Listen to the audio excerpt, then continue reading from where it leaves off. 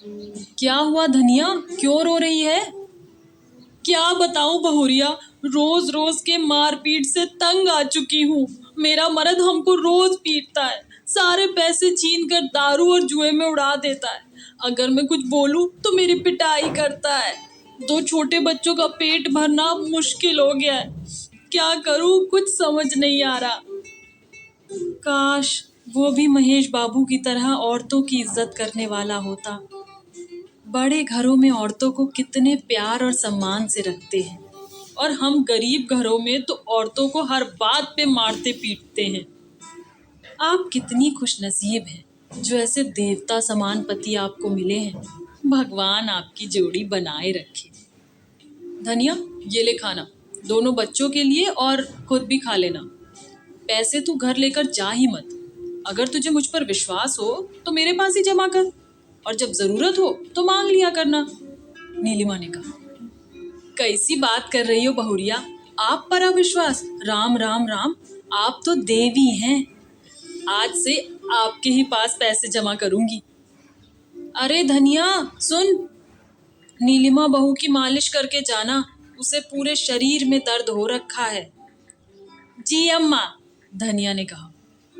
हाय बहुरिया, आपने बताई काहे नहीं कि आपके शरीर में दर्द है?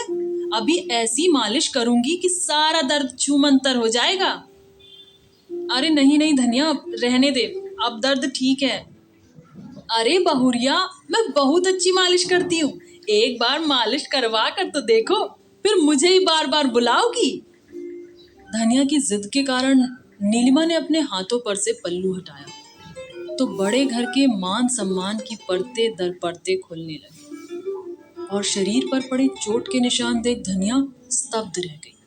बहुरिया, मैं तो समझ रही थी कि आपकी जिंदगी खुशियों से भरी है, लेकिन आप तो मुझसे भी अधिक प्रताड़ित हैं। मेरा मर्द मुझे एक चाटा मारता है तो कम से कम मैं उसे 2 चाटा तो मारती ही हूँ। आप इतना क्यों सहती हैं? आप तो पढ़ी लिखी हैं, धनिया कहती है। हम ऊंचे घरानों के लोग अपनी आन बान और शान के लिए मरते हैं।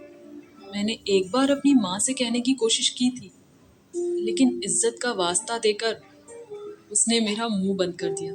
पति का विरोध किया तो मार खानी पड़ी। सास से कहा तो उन्होंने कहा मर्द तो मारेगा ही, ये कोई नई बात तो नहीं। तब से बस घुट घुट कर जी रही हूँ।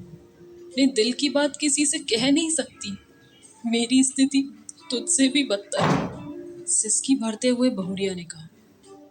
धनिया घर लौट आई और रात भर सो नहीं सकी, और यही सोचती रही, औरत चाहे बड़े घर की हो या छोटे घर की, औरत की स्थिति एक सी ही है।